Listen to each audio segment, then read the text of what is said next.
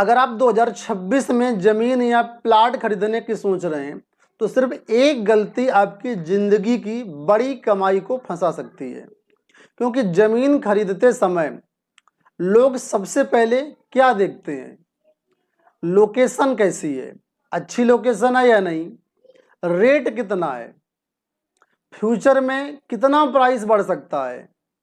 लेकिन असली सवाल ये नहीं है। असली सवाल ये है कि जिस ज़मीन पर आप करोड़ों की उम्मीद लगा रहे हैं, क्या उसके डॉक्यूमेंट्स सच में क्लियर हैं?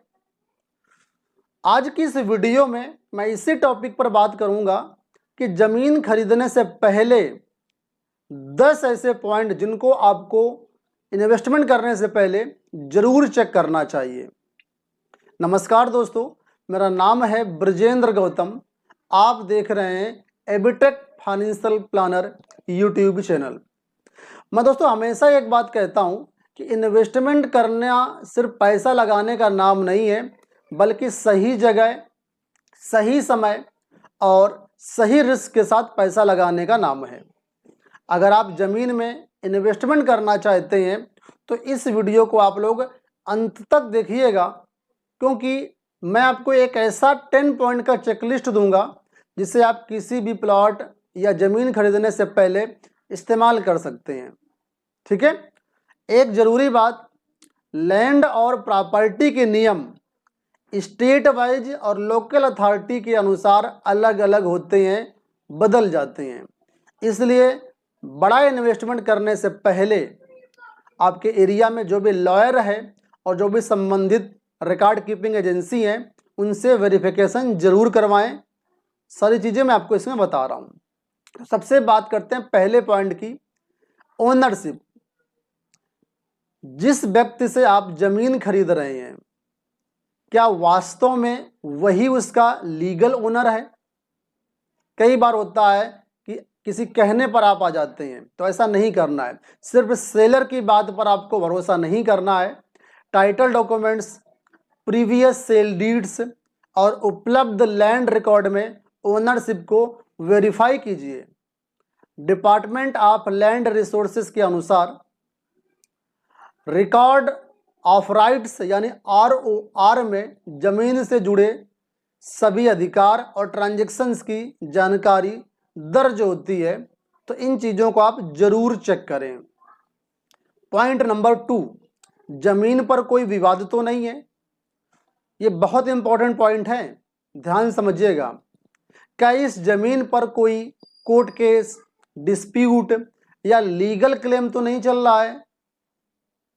कई बार जमीन देखने में बहुत अट्रैक्टिव होती है, आप उसके लिए इंटरेस्टेड भी होते हैं, लोकेशन भी शानदार होती है, प्राइस भी बहुत अच्छा लगता है, लेकिन अगर कोई वहाँ पर डिस्प्यूट आता है तो समस्या होती है। तो आपको जरूर चेक करना है कि ज़मीन विवादित तो नहीं है। सरकार का digital land records modernisation programme land records को डिजिटाइज करने और लैंड डिस्प्यूट्स तथा फ्रॉडलेंट ट्रांजैक्शंस को कम करने के उद्देश्य से चलाया जा रहा है, तो इसको आप जरूर चेक करिएगा। पॉइंट नंबर 3, इनकम्बरेंस या लोन तो नहीं कोई चल रहा प्रॉपर्टी पर। ये बड़ी इंपॉर्टेंट चीज़ है। क्या ज़मीन पर कोई मॉर्टगेज लोन, चार्जेस या दूसरा लीगल क्लेम तो नहीं है? सेलर से इसके बारे में डॉक्यूमेंट्स मांगिए और अप्लीकेबल जो भी ऑफिशियल आपके एरिया में है, ठीक है, उनका रिकॉर्ड से वेरिफिकेशन करवाइए।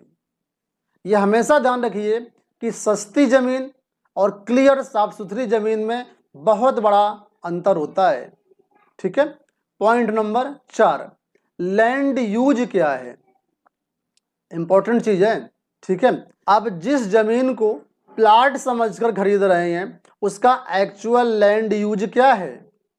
क्या वहाँ पर रेजिडेंशियल कंस्ट्रक्शन अलाउड है? क्या एग्रीकल्चर लैंड है? क्या वहाँ पर कोई कन्वर्जन आपको कराना पड़ेगा?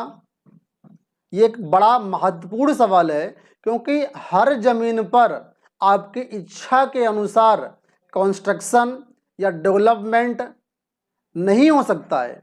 इस वजह से इसको जरूर चेक करें कि एक्चुअल में लैंड किस पर्पज के लिए है। इसलिए वहाँ के जो भी लोकल अथॉरिटी है और जो भी रेवेन्यू रिकॉर्ड हैं उनको चेक करके ये जरूर चेक करें कि एक्चुअल में लैंड किस यूज के लिए जो आप खरीदने जा रहे हैं। पांचवा पॉइंट, जो अप्रूव्ड लेआउट है वो कैसा है। अगर आप प्लॉटेड डेवलपमेंट या किसी कॉलोनी में प्लॉट खरीद रहे हैं तो ये जरूर चेक करें कि लेआउट और डेवलपमेंट संबंधित जो भी अथॉरिटी हैं उनके नियमों के अनुसार आपका लेआउट अप्रूव्ड है या नहीं।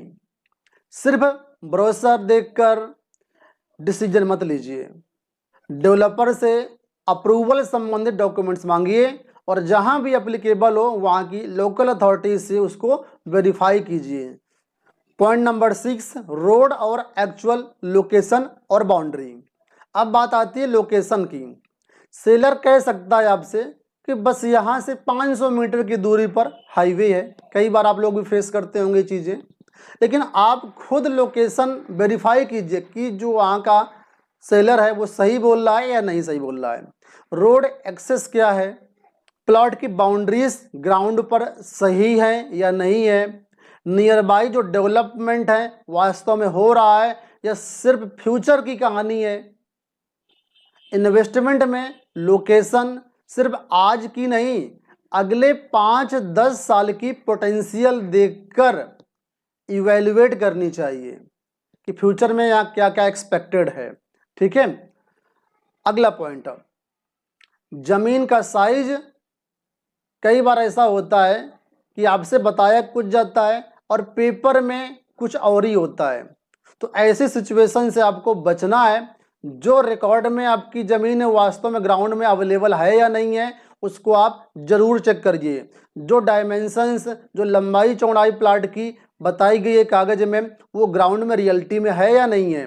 अगर कहीं पर कोई डाउट होता है तो वहाँ पर जो भी एरिया में सर्वेयर होता है उनसे अपना एरिया का मेजरमेंट करवाइए, क्योंकि इन्वेस्टमेंट में एक छोटा सा मेजरमेंट डिफरेंस भी फ्यूचर में बड़े विवाद का कारण बन सकता है। तो इस चीज़ को यहाँ पर आपको समझना पड़ेगा। पॉइंट नंबर 8, फ्यूचर में रेट बढ़ेगा ये सुनकर के मत खरीद लीजिए।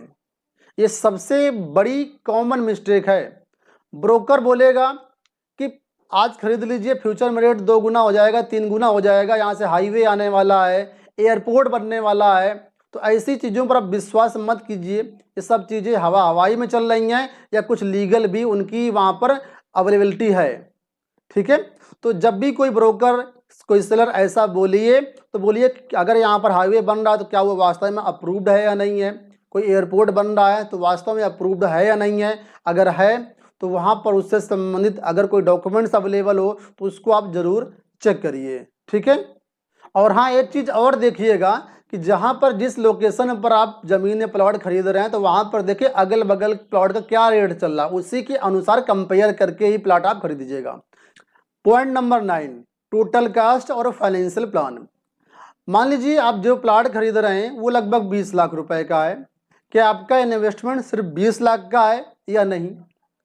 आपको applicable stamp duty, registration charges, brokerage, legal charges, legal development charges और भी जो भी उससे संबंधित चार्जेस हैं, जो कॉस्ट है, उनको भी आपको ध्यान में रखना है, क्योंकि प्लाट की कीमत सिर्फ इन्वेस्टमेंट नहीं होगा, बाकी जो चार्जेस लगेंगे वो भी आपको इन्वेस्टमेंट है, उनको भी आपको देखना पड़ेगा। मेरी टोटल एक्विजिशन कॉस्ट कितनी होगी, यही असली इन्वेस्टमेंट कॉस्ट है, उसको आप समझिएगा, क्योंकि प्रॉपर्टी में कई तरह के चार्जेस लगते हैं। अब पॉइंट नंबर 10, सबसे ज़रूरी बात, क्या यह आपके फाइनेंशियल प्लान में फिट बैठता है।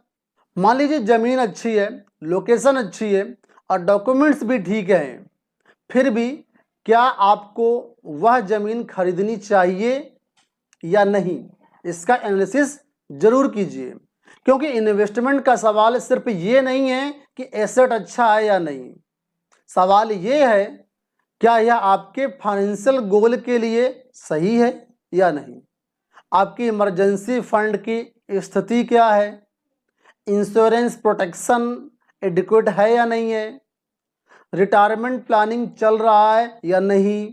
इन सब चीज़ों को भी एनालिसिस करिए। बच्चों से संबंधित चाइल्ड एजुकेशन का गोल पूरा हो रहा है या नहीं हो रहा है। और सबसे महत्वपूर्ण चीज़, क्या ज़मीन खरीदने के बाद आपकी लिक्विडिटी बहुत कम तो नहीं हो जाएगी, क्योंकि एक बार ज़मीन खरीद लिया फिर वो इलिक्विड प्रॉपर्टी है, यानी जल्दी से वो बिकेगी नहीं, समय लगेगा। तो अगर आपकी लिक्विडिटी खराब होती है तो यहाँ पर आपको समस्या आएगी। इस वजह से सारी चीज़ों को समझते हुए आप डिसीजन लीजिएगा।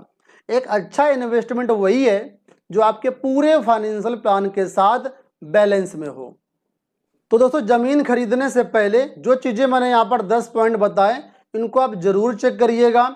इसके बाद ही कोई प्रॉपर्टी में निवेश करने की सोचिएगा। वैसे मैंने इस टॉपिक पर एक अलग से वीडियो बनाया हुआ कि ज़मीन और म्यूचुअल फंड में क्या बेहतर हो सकता है, तो उस वीडियो को आप ज़रूर चेक कर लेना, लिंक वीडियो के डिस्क्रिप्शन बॉक्स में दिया गया है। क्योंकि ज़मीन सिर्फ ज़मीन नहीं होती, कई लोगों के लिए यह उनकी पूरी ज़िंदगी की सबसे बड़ी इन्वेस्टमेंट होती है। इस वजह से सारी चीज़ों को समझने के बाद ही आप खरीदिएगा। इसलिए सिर्फ कहाँ ज़मीन सस्ती मिल रही है ये मत पूछिए, सवाल ये पूछिए क्या ज़मीन मेरे फाइनेंशियल गोल के हिसाब से सही है या नहीं। अगर आपको ज़मीन, म्यूचुअल फंड, इंश्योरेंस और वेल्थ क्रिएशन को लेकर के सिर्फ प्रोडक्ट नहीं बल्कि एक प्रॉपर फाइनेंशियल प्लानिंग पर्सपेक्टिव चाहिए, तो इस चैनल को सब्सक्राइब कीजिए, वीडियो को लाइक कीजिए। और अगर आप चाहते हैं कि मैं अगली वीडियो में ज़मीन की सही लोकेशन कैसे चुनें और कौन सी लोकेशन फ्यूचर में बेहतर रिटर्न दे सकती है, इसके बारे में बताऊं, तो कमेंट बॉक्स में ज़रूर कमेंट करना। मैं अगला वीडियो लेकर के आपके सामने आ जाऊंगा। तो मिलते हैं दोस्तों नेक्स्ट वीडियो में। इस वीडियो में इतना ही। नमस्कार।